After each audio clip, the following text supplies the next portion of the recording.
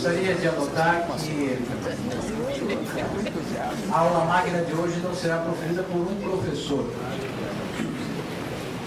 Não sempre será proferida por o professor. Estamos hoje o tempo todo aguardando o professor na casa. O professor, na verdade, a vice-presidência do Brasil. Como todo ano acontece, com raras exceções, o professor Michel vem até a Faritu relembrar os seus tempos de docente e prestigiar a instituição com muita generosidade, muito carinho. Encanta a todos pela sabedoria do grande constitucionalista, considerado hoje um dos maiores do país, e tem uma trajetória que eu normalmente sempre enumero, né? Uma trajetória política, acadêmica, singular. E hoje, para não me deter a fazer o que normalmente eu faço, enumerar inclusive no tempo todos os feitos do professor Michel, eu acho que tem algumas coisas que são emblemáticas. E acho que essas coisas emblemáticas são suficientes para a gente notar a trajetória e a personalidade do jurista, do político, do sábio. Eu não sei se todo mundo sabe, mas a delegacia da mulher aconteceu no país por obra do professor Michel Temer, à frente da Secretaria de Segurança Pública. É emblemático que o país hoje tem a primeira presidente, ou a primeira presidenta, como preferirem, que criou uma coisa que atinge exclusivamente a mulher e que foi, na verdade, adotada por todo o país. Além da delegacia da mulher, a sensibilidade do jurista, do professor, do político, também criou as delegacias que protegem os direitos autorais, coisas que hoje nós estamos, na verdade, tendo dificuldade enquanto sociedade organizada de lidar com essa situação. Isto já foi antevisto, criado há muito tempo. Foi considerado, em 2009, o político mais influente do Congresso Nacional. Foi presidente da Câmara 3 vezes. E curioso que só teve 3 figuras na história da República que chegaram a essa marca de 3 vezes presidente da Câmara. 2 deles, inclusive, foram professores da Faculdade de Direito. Ulisses Guimarães, que foi presidente do PMDB, e o professor Michel Temer, que também é presidente do PMDB. Os desafios hoje são imensos ao presidente, né, e à vice-presidência, ao governo atual. São novos, são diferentes. E o que a gente consegue perceber é que o professor não é um professor, inclusive, está lá harmonizando coisas que parecem para nós aqui, que acompanhamos a mídia, coisas que não são possíveis de ser harmonizadas. Eu assisti esses dias uma entrevista do professor Michel no Estado de São Paulo. Ele deu uma entrevista para o Jornal do Estado de São Paulo, que está, inclusive, em vídeo no jornal. Aconselho os senhores a assistirem. E o casal de repórteres fazendo perguntas, as respostas, né, a gente enxerga que tem um professor dando aula de direito, dando aula de política, para qualquer pessoa que não tem nada a ver com direito entender. Então, essa capacidade de comunicação, os senhores terão a oportunidade de ver em instância. Interessante também notar que só uma mente brilhante de um constitucionalista poderia, na verdade, ter aquela interpretação que destravou a Câmara enquanto presidente da Câmara pelas medidas provisórias. As medidas provisórias emperravam a Câmara. E ele conta com a maior simplicidade que pensou e trata-se de uma interpretação até sofisticada que foi validada pelo Supremo Tribunal Federal e todo mundo que tentou contestar. E nesta última entrevista do Estado de São Paulo, de maneira muito simples e humilde, ele simplesmente deu a solução para a reforma política no país. A tormentosa reforma política, sugerindo a mudança de apenas 2 pontos que por si só acarretariam nessa reforma tão esperada e necessária. Então, a gente nota que a sabedoria e a simplicidade andam juntas. E a FADTU tem orgulho de ter nascido com o trabalho de um grupo de professores que se reuniram para criar a instituição, dos quais Vossa Excelência faz parte, e ter sido um professor brilhante na instituição e adorado na casa, um vice-diretor e um diretor que, na verdade, geriu a casa sem incidentes e com muita harmonia. Temos aqui o professor Milton De Luca, professor emérito da casa, que o diga, o professor Renato Ribeiro, que o diga. Temos aqui o professor Antônio Rigolin, que também é emérito e foi aluno do professor Michel Temer.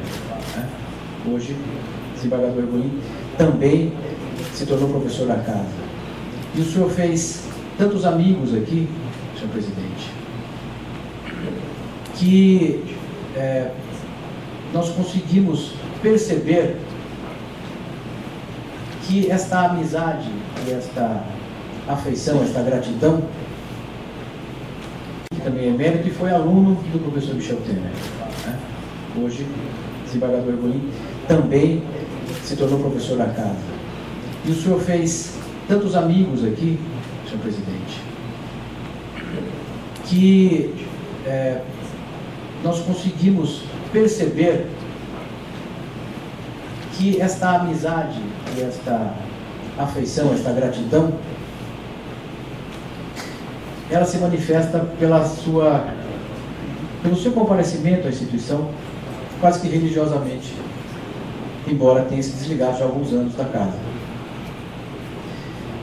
Eu gostaria de agradecer. Nós sempre recebemos o professor Michel em todos os cargos que ele atuou, e desta vez, como vice-presidente, nós recebemos já fazem 3 dias que nós estamos com a equipe da vice-presidência, e é uma experiência nova para a gente. E gostaríamos de agradecer muito a todo esse pessoal, na verdade, que nos ajudou muito. Eu estava com a lista aqui no bolso para citá-los nominalmente. Em algum lugar, como eu sou um pouco atrapalhado, em algum lugar essa lista ficou. Mas eu gostaria de deixar de público aqui o meu agradecimento a todo o staff, na verdade, Major Zu, Moreno, Diego, eu não vou lembrar o nome de todo mundo. Hoje, o embaixador Pompeu, cerimonial, Bernardo, da assessoria de imprensa, foram extremamente cordiais, colaborativos. Aprendemos muito juntos e entendemos coisas que a gente não entendia antes, mas foi muito proveitoso esses dias. Essa preparação, na verdade, que no início parecia um pouco difícil. Eu gostaria de também dizer que, pelo adiantado da hora, tivemos algumas complicações. O roteiro do evento será um pouquinho modificado, né, do que inicialmente estávamos pensando. O Dr. Durso, que é o nosso presidente da OAB, esteve outro dia na casa e, fazendo uma palestra para os nossos alunos, encantou os nossos alunos com uma motivação para o direito e fez uma declaração que nos deixou, assim, de certa forma, emocionados, nós aqui na instituição. O senhor virou e disse em público: professor Mário, eu realizo um sonho hoje de estar aqui na FADTU. Professor, o senhor realiza um sonho porque essa instituição provavelmente tem uma história que lhe parece muito interessante, muito auspiciosa. E nós devemos, na verdade, esse desejo de realizar esse sonho seu a pessoas, principalmente como o professor Michel Temer. Então, eu gostaria de não me estender para que não tomar mais tempo curto, mas gostaria de abrir um espaço para o Dr. Dúcio poder fazer uma manifestação a respeito da faculdade do professor Michel, que, na verdade, aquela elogio que o senhor nos fez, na verdade, tem tudo a ver com esse professor emérito, com os professores eméritos.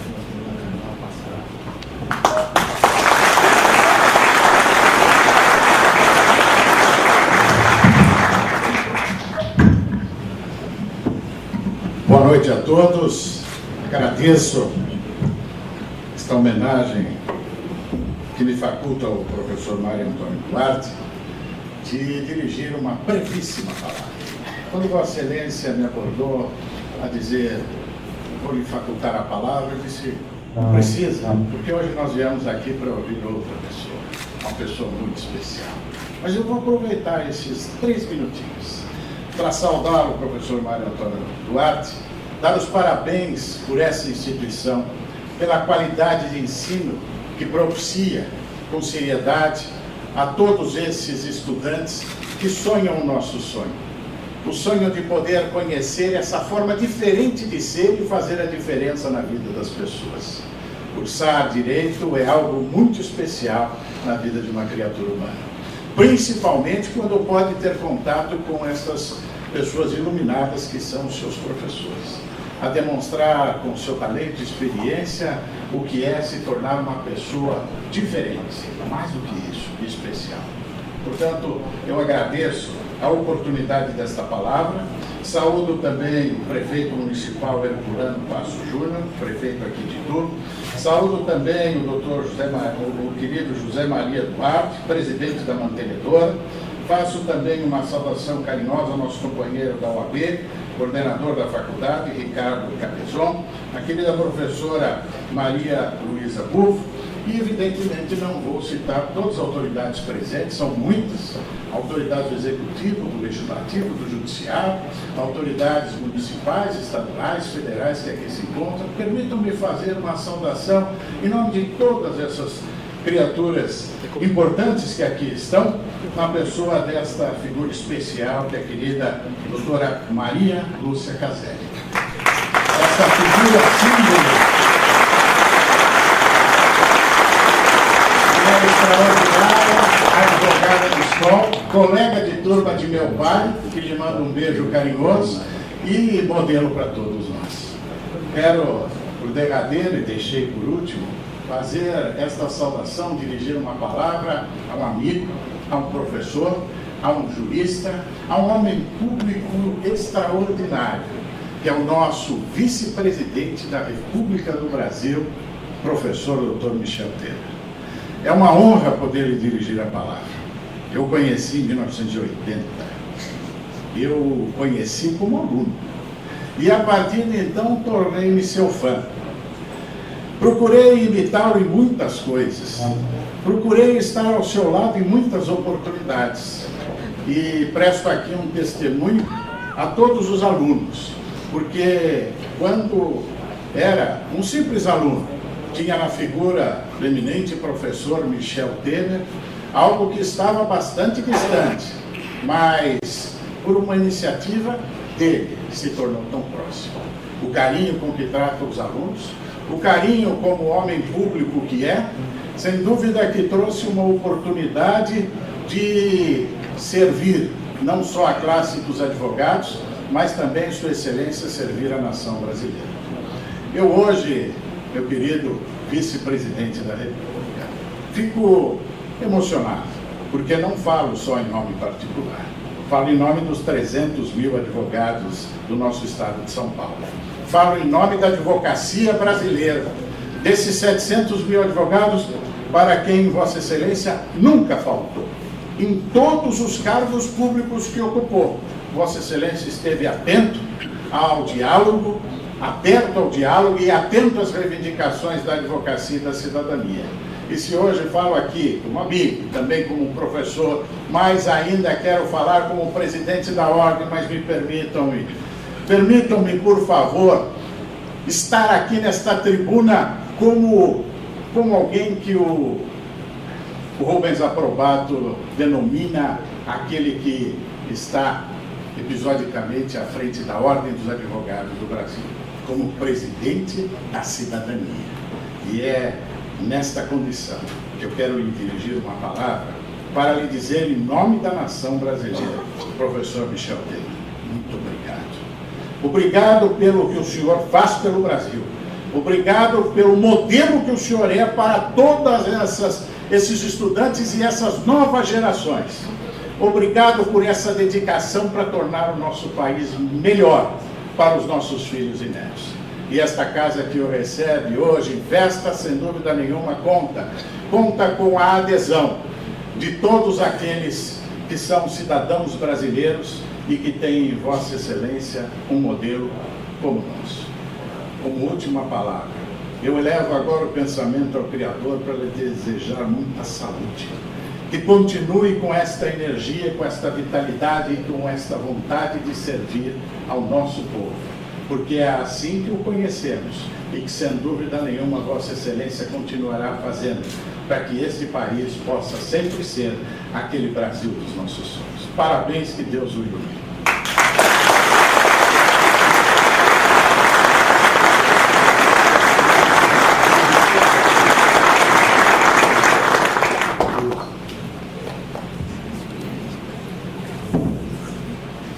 Agora, senhores, vamos ouvir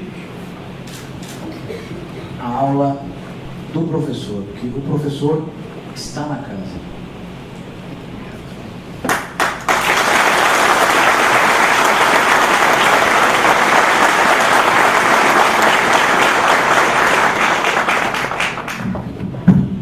Bom, eu começo com um brevíssimo esclarecimento. Os senhores e as senhoras perceberam que muitos que passaram por essa tribuna disseram, desembargadores que foram meus alunos, advogados brilhantes, com muito tempo de serviço que foram meus alunos, né? Mas a intenção foi revelar que eu sou muito mais velho que eles, nada mais do que isso. Agora eu quero esclarecer, desde logo, eu comecei a dar aulas aqui em Itu com 26 anos de idade, de modo que aqueles que passaram por mim, como o desembargador Ricolini, já eram jovens, mas receberam aulas de um jovem. Né? Mas eu estou começando assim de uma maneira muito informal, talvez para retirar a formalidade que antecedeu a minha visita. Eu percebi que o diretor Mário Duarte disse que há 3 dias está aqui, Edurso, a equipe da vice-presidência. Né?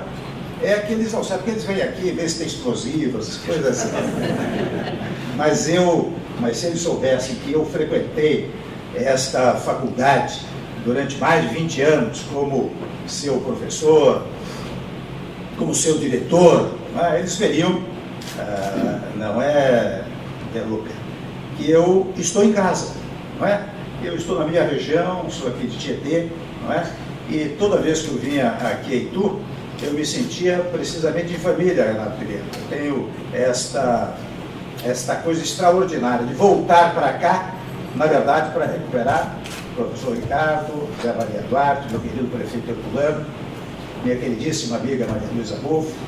Eu volto para cá sempre com a sensação de que venho receber energia e rever minha família. Está aqui presente uma minha sobrinha, casada, que mora aqui em Itu e que tem por Itu e pela faculdade também um grande apreço. Né? Eu quero, portanto, cumprimentar a todos. Eu vou tomar a liberdade, Elma, e demais amigos que estão aqui, que mais do que alunos, eu também tenho autoridade aqui. Né? Então, eu vejo que eu vou saudar indistintamente a todos, para não cometer o erro de não saudar um dos amigos e autoridades que aqui se acham, mas quero, tal como fez o presidente Durso, nas suas amabilíssimas palavras em relação a mim, como igualmente fez o Mário Duarte, nas suas gentilíssimas palavras também, eu quero saudar a doutora Maria Lúcia Caselli, que me recorda a Sebastião Caselli, nosso grande amigo, a quem também eu peço mais uma vez um aplauso. Né?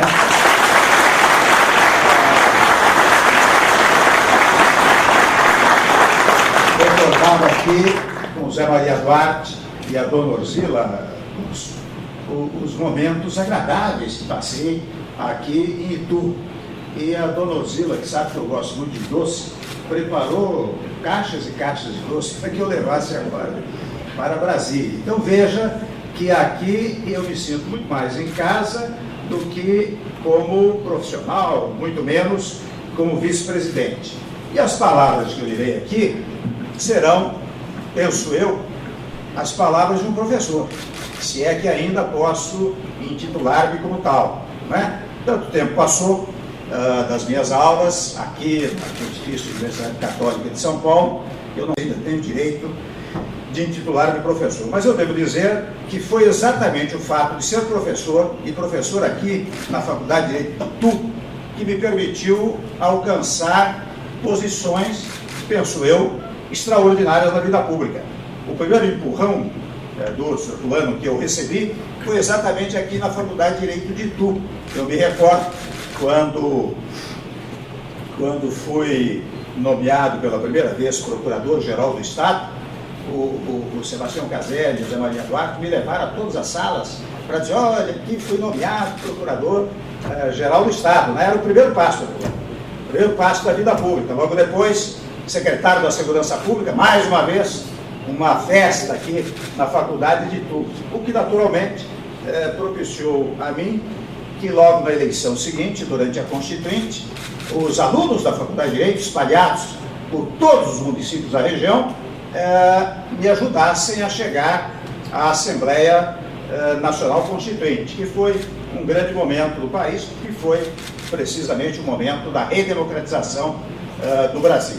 Então, eu devo muito, diretor Mário Duarte, à Faculdade de Direito de Itu.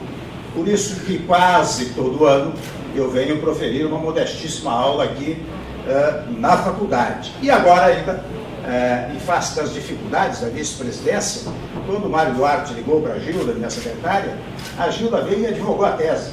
Disse, olha, o doutor Michel, não faça isso, não deixe de ir a Itu, que é uma coisa da sua história. E eu, então, imediatamente acedi e venho aqui, portanto, com muito prazer. E eu não sabia bem o que dizer aqui, se daria uma aula, não daria uma aula, se apenas expressaria sentimentos e sensações, ou se diria uma coisa mais concreta, como alguém que acabou de chegar, digamos, de São Paulo, como fazia 2 vezes ou 3 vezes por semana, e vinha dar a minha aula. Eu prefiro recuperar esse tempo. É como se eu tivesse vindo de São Paulo para cá, para dar a minha aula na Faculdade de Direito de Itu. E o Mário Duarte acabou me dando o mote, digamos assim, para que eu tivesse, ainda que brevemente, uma exposição de direito constitucional, não é? Que é a matéria que eu conheço mais ou menos. Então, eu aproveitando o mote da medida provisória, e eu quero demonstrar aos senhores, às senhoras, aos alunos, a importância de uma interpretação sistêmica do texto constitucional, de uma interpretação de todo o sistema, porque, aliás, eu tomaria a liberdade do luxo de falar da medida provisória, da interpretação que veio na Câmara dos Deputados, e de outro tema, que é um tema jurídico-político, que também o Mário Duarte mencionou, que é a questão de uma provável reforma política no país. Então, para tratar da medida provisória, eu quero apenas recordar que o texto constitucional tem uma expressão literal dizendo que é uma medida provisória editada pelo Poder Executivo, mas que tem força de lei, portanto passa a vigorar imediatamente. Então, logo editada, ela tranca a pauta, diz a Constituição, de todas as deliberações legislativas. Foi muito bem.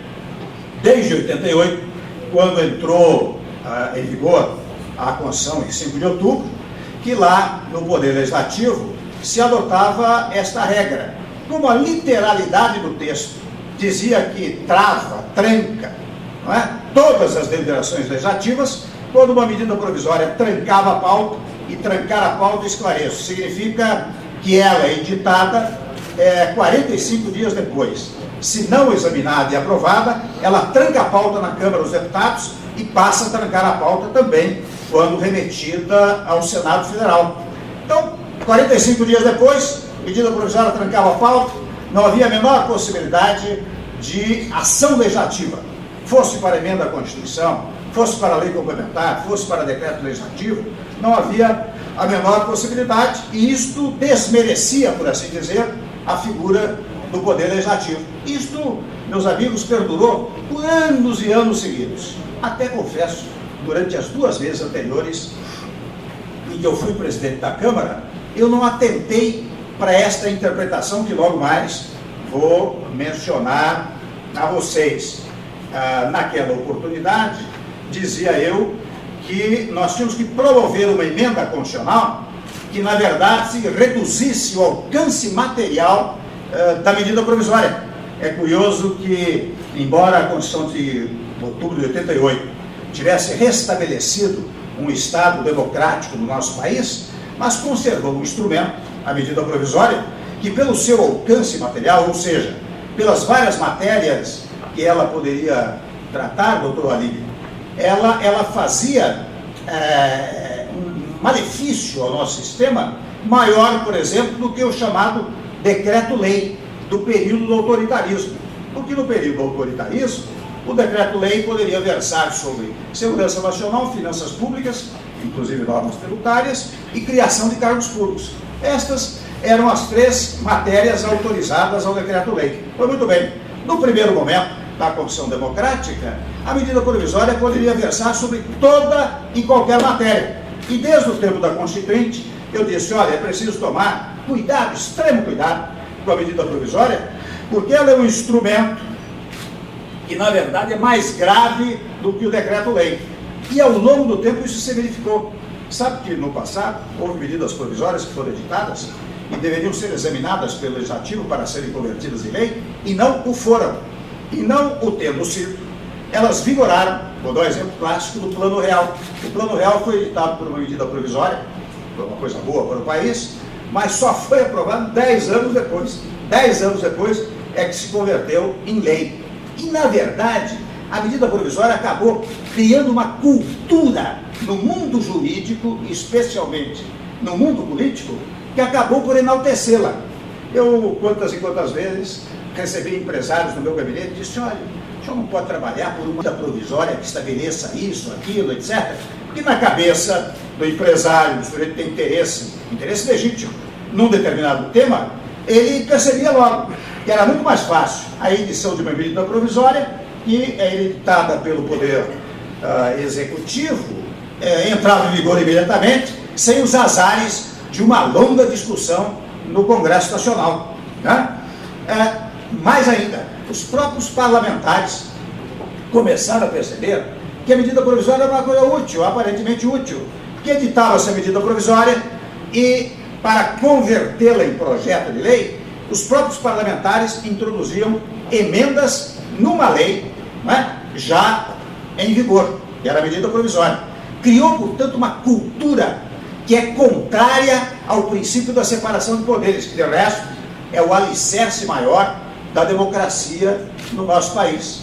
E isto foi, ao longo do tempo, emendas e mais emendas constitucionais que visavam reduzir o alcance da medida provisória e sem nenhum sucesso. Até que, desta feita, quando fui eleito pela 3ª vez presidente da Câmara, um dia eu examinava a Constituição, foi no domingo à tarde, e eu comecei a perceber o seguinte, e aqui eu quero dizer, especialmente aqui acadêmico, como a interpretação sistêmica do texto constitucional é a mais prestante, porque a interpretação literal, apenas quando a clareza do texto impede qualquer outra interpretação. Mas ela, na verdade, é a mais pedestre das interpretações. A interpretação mais correta é a interpretação sistêmica, que, aliás, não se aplica apenas ao direito.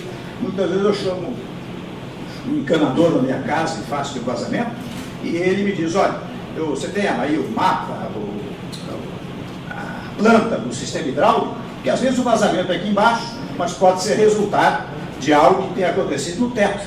Então, examina-se sempre o sistema, e assim deve ser na área jurídica.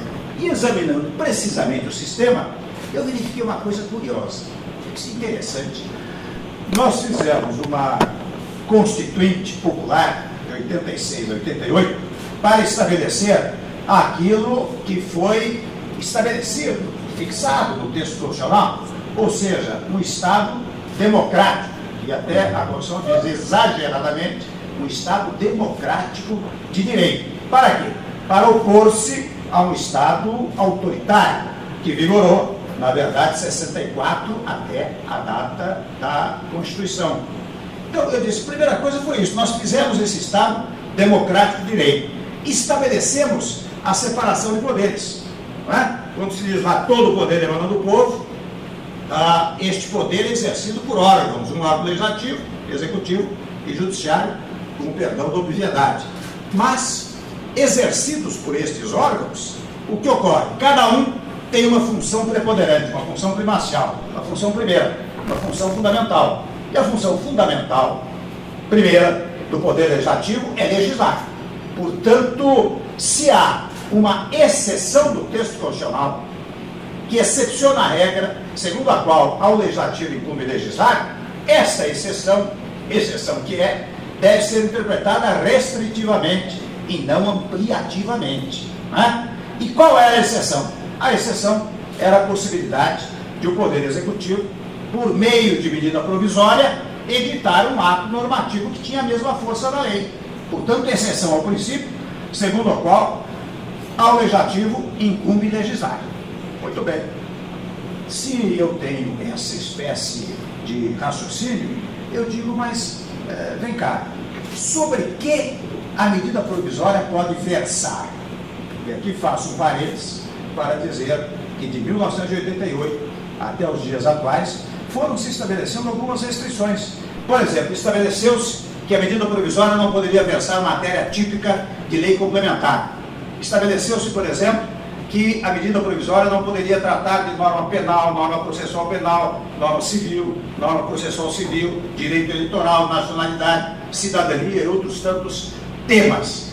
Então, eu aqui comigo disse, interessante, se a medida provisória só pode versar sobre esses temas, ela não pode, por exemplo, modificar a Constituição, porque modificação da Constituição se faz por emenda à Constituição.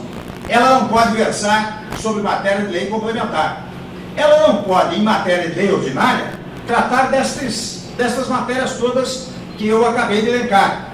Então, se ela não pode tratar dessas matérias, quando a Constituição estabelece que a medida provisória, 45 dias depois de editada, tranca a pauta do Congresso Nacional, eu só posso interpretar da seguinte maneira: tranca a pauta das matérias sobre as quais ela pode versar, ou seja, sobre a lei que a ela incumbe. Ela não pode impedir a ação soberana, independente do Poder Legislativo, até em face de um pressuposto anterior, em que a Constituição diz que são poderes da União independentes e harmônicos entre si, o Legislativo, o Executivo e o Judiciário. Então, eu falei, não é possível que esta interpretação literal prevaleça sobre a interpretação do sistema. E sendo assim, eu disse, se um dia houver uma medida provisória trancando a pauta das sessões ordinárias, eu encerro a sessão, convoco uma sessão extraordinária e coloco em votação emendas à Constituição, leis complementares, leis ordinárias, que na verdade estariam excluídas se versarem matéria de processo civil, processo penal, direito penal, direito civil, direito eleitoral. Ainda agora, eu dou um exemplo muito concreto. Saí de uma reunião agora no Palácio, onde se decidiu, até por certa insistência minha, que a nova política do salário mínimo viesse por projeto de lei, e não por lei, e não por medida provisória. E na medida que eu posso, Nilton, eu tento evitar a medida provisória. E, neste momento, claro que a objeção desses dias tem sido, bom, mas há hoje 18 medidas provisórias trancando a pauta. Se nós editarmos a medida provisória fixando o valor do salário mínimo e a política do salário mínimo, o que vai ocorrer é que ela só será apreciada praticamente daqui a 3 meses. E, evidentemente, sobre o foco político, esses 3 meses é chicoteada no governo, porque disputa pelo valor, é 245, 250, 260, perdão, 550, 560, 580, 600, né?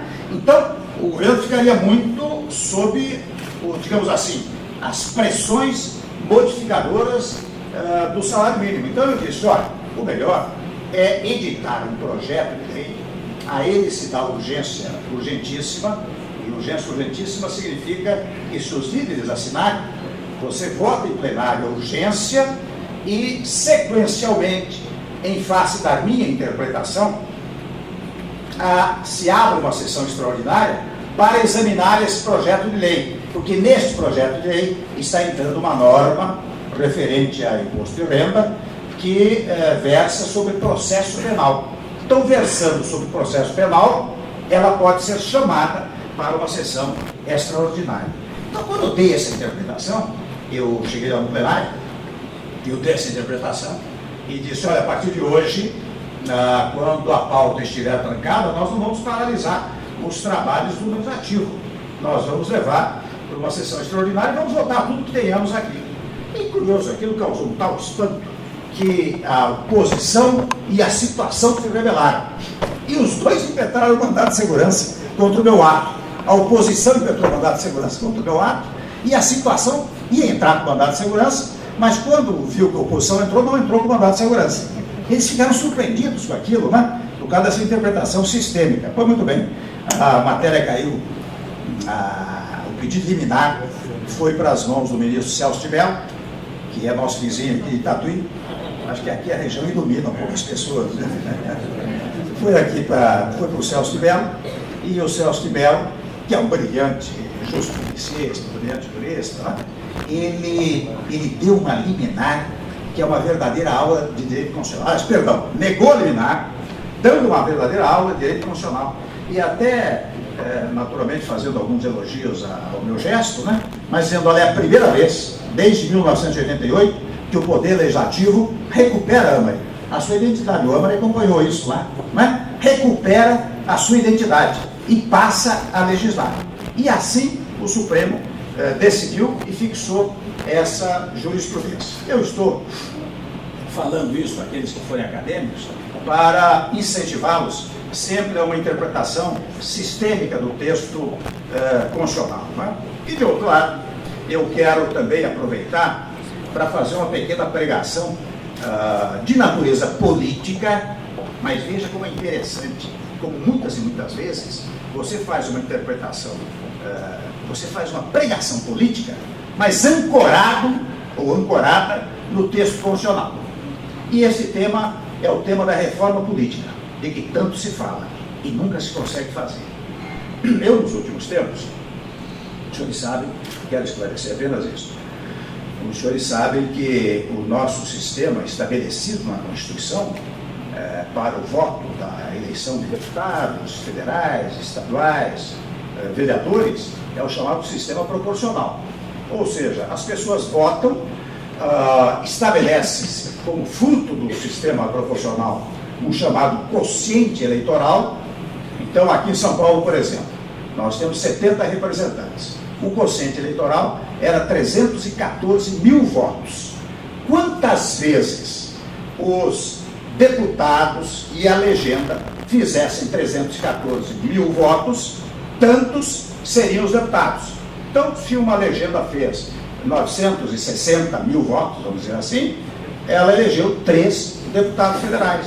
Se fez 314, elegeu 1. Se fez menos, não elege nenhum. Bom, o que ocorre nesse sistema do voto proporcional? Ocorre uma distorção, primeiro de natureza política, vou dizer, porque já houve episódio em que um colega meu do partido, há 2 eleições, ele fez 128 mil votos e não foi eleito.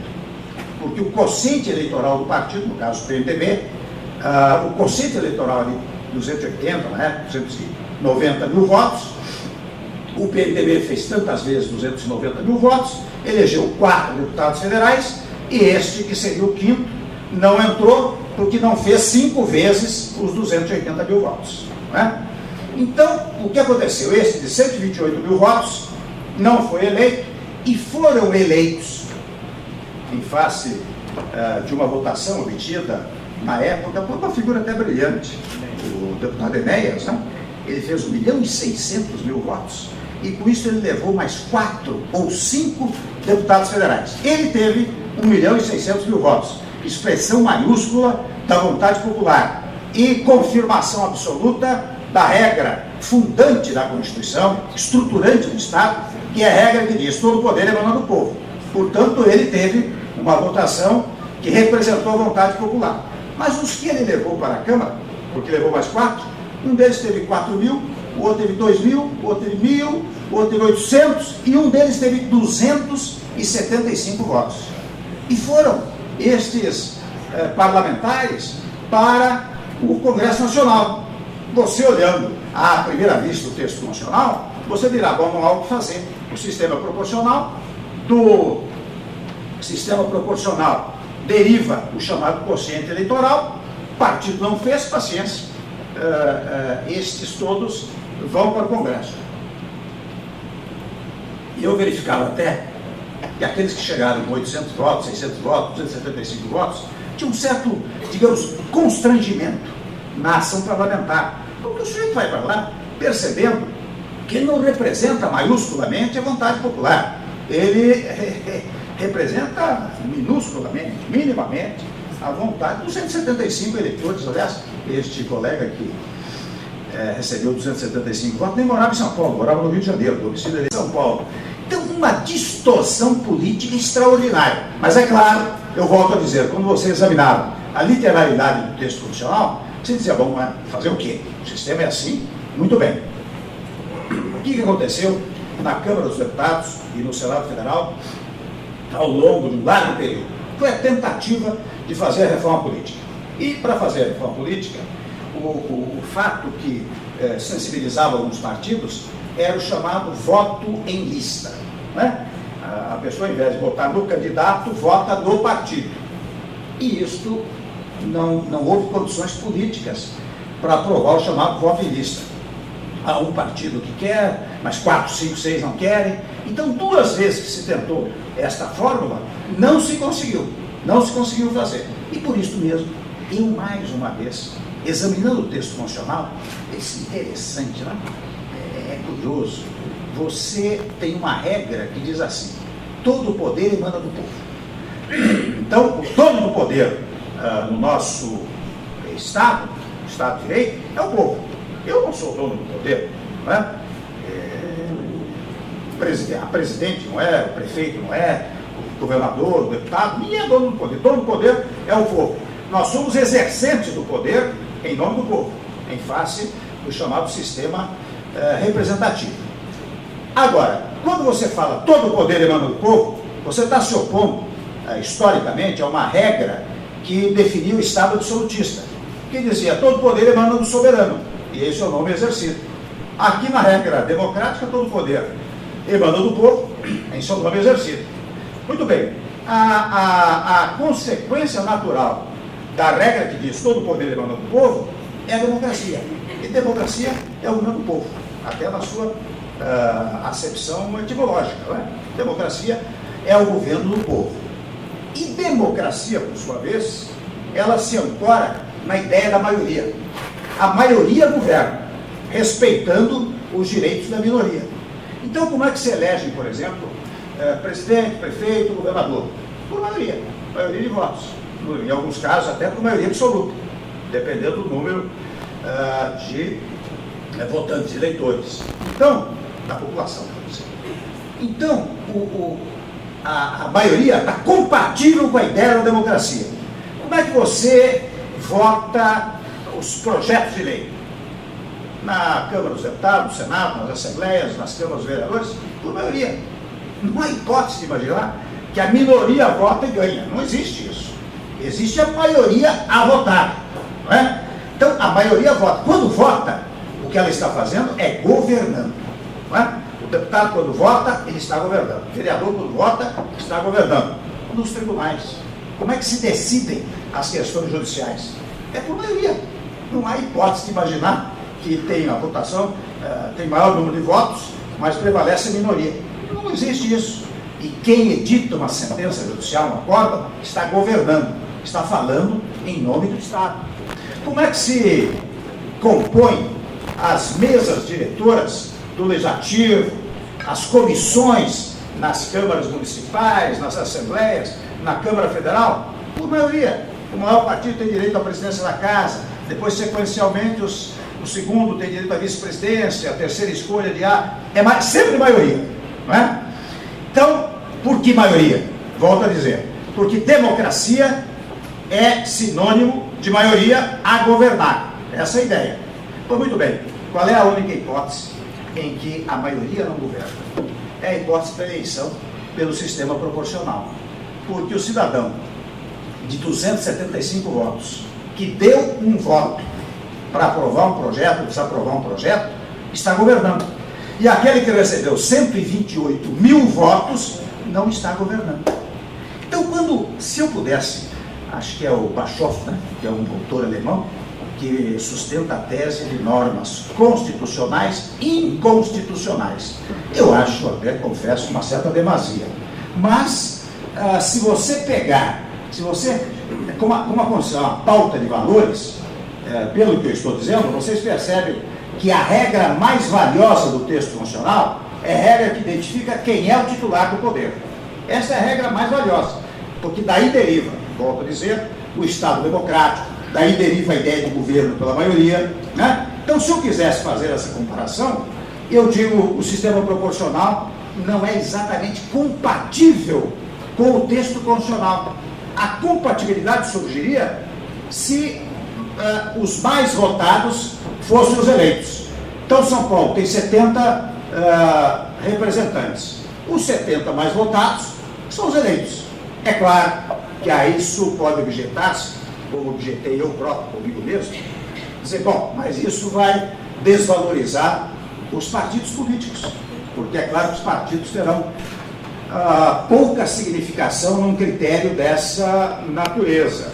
E eu mesmo me respondi. Ele disse, então é preciso um segundo artigo, porque o Amari sabe disso lá na Câmara, toda vez que se fala em reforma política, vem uns textos quilométricos que querem dispor sobre tudo, porque a nossa consciência jurídica acha que a Constituição se põe por tudo, né? Então você quer transformar, você vai desde da regra geral, que é uma regra constitucional, passando por regras que seriam de lei ordinária, vai por regras que seriam do decreto regulamentar e, se possível, chega até a portaria, que na origem é a ordem do porteiro, não é? Então, você tem essa consciência jurídica no nosso país, né? Que é muito grave. Os estudantes de direito têm que ter consciência disso, não é?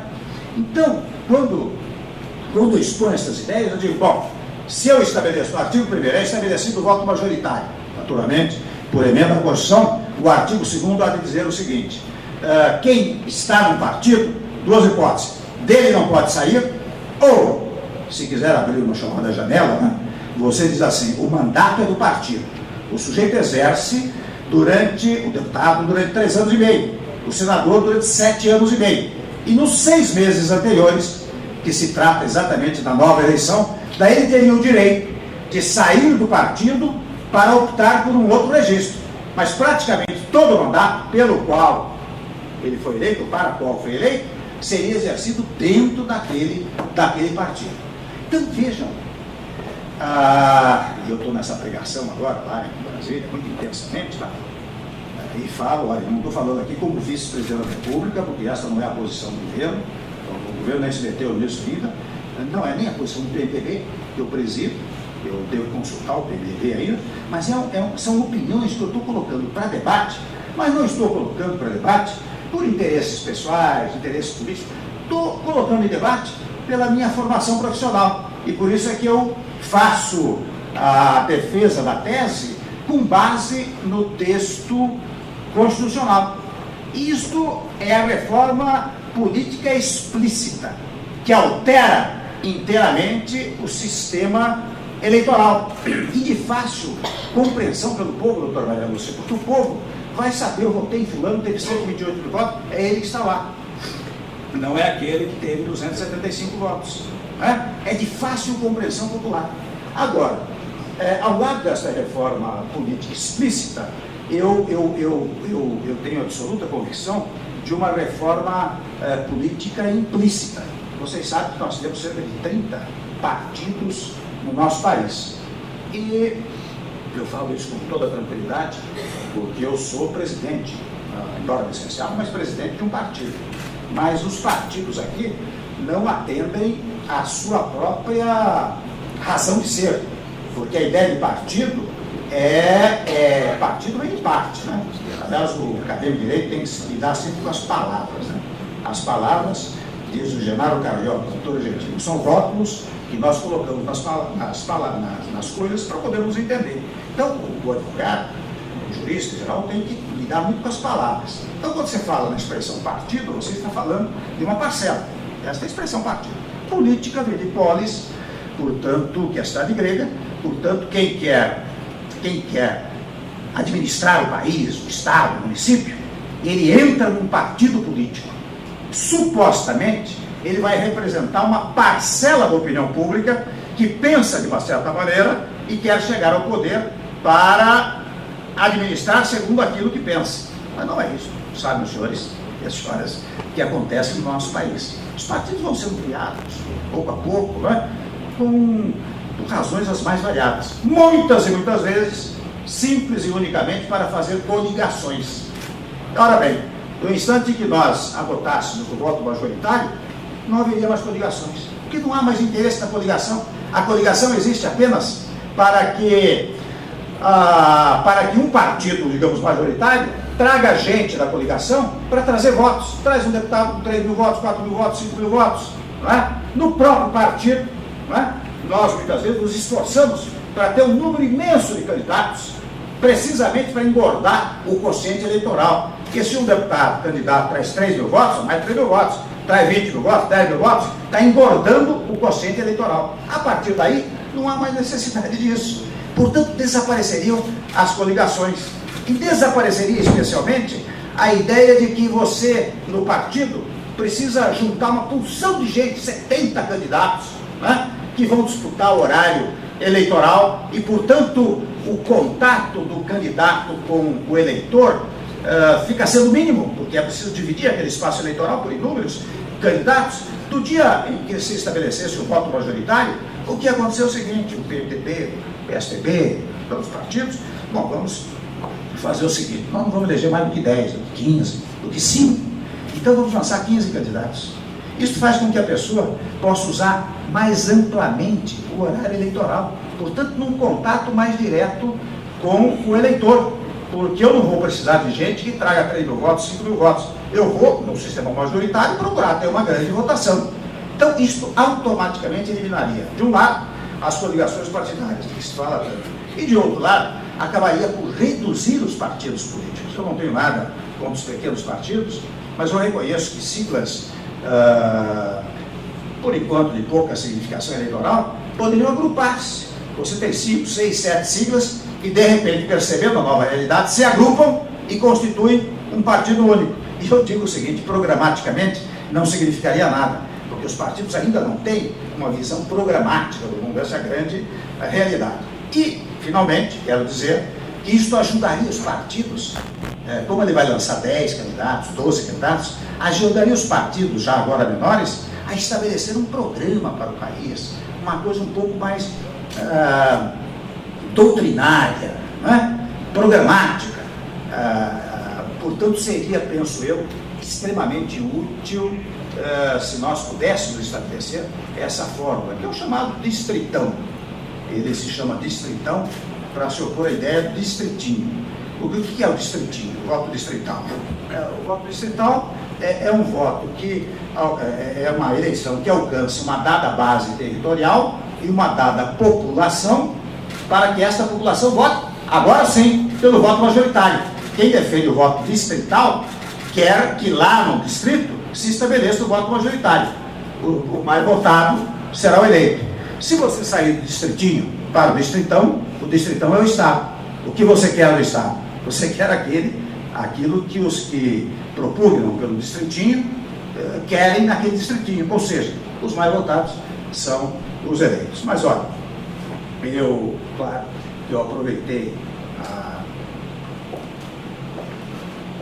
em primeiro lugar a audiência qualificada para fazer uma pequena pregação política, mas ao fazê-lo, evidenciar àqueles que estudam direito que a interpretação cabível sempre é essa interpretação do sistema. Vejam que tanto no caso da medida provisória, a interpretação que dele prevaleceu e foi referendada pelo Supremo Tribunal Federal, como a interpretação que eu estou dando, deputada Rita, neste momento, é uma interpretação também ancorada no texto constitucional. Não é? É a Constituição que me leva a fazer essa pregação. Portanto, digamos assim, o tratamento dos conceitos e não das pontuações. Nós, no Brasil, muitas vezes, temos muito mais tendência a examinar pontos determinados e não os grandes conceitos. E o que resolve os problemas jurídicos e políticos do país é o exame exatamente dos conceitos. Nesse particular, eu quero dizer que eu tenho procurado, nós temos procurado, incentivado pelos meus amigos de Itu, pelos colegas, amigos todos que estão aqui, o vereador Tiago e tantos companheiros que se acham, não é? Eu tenho procurado trabalhar com conceitos, e eu devo dizer que o Brasil está crescendo muito, não é? Há divergências partidárias. Eu vejo, por exemplo, e já vou concluindo, eu vejo que no Brasil nós temos a ideia de que a oposição existe para opor-se no plano material, quando a oposição existe no texto constitucional para ajudar a governar. Quer dizer, como você tem situação de um lado que ganhou a eleição, você tem a oposição que vai fiscalizar, e ao fiscalizar ela dirá, olha, ao invés de fazer assim, é melhor fazer assado, ou então, essa tese é boa, eu apoio essa tese. Mas é interessante, a ideia de oposição no nosso país é diferente. Ela não tem uma significação jurídica para os opositores. Eu digo isso tanto em relação ao governo atual, como em relação ao governo passado. Eu digo isso em relação a todas as áreas partidárias. O sujeito perdeu a eleição, eu tenho que ser oposição, eu tenho que atrapalhar o outro. Esse é o conceito. Quando dizia o Montoro, não é?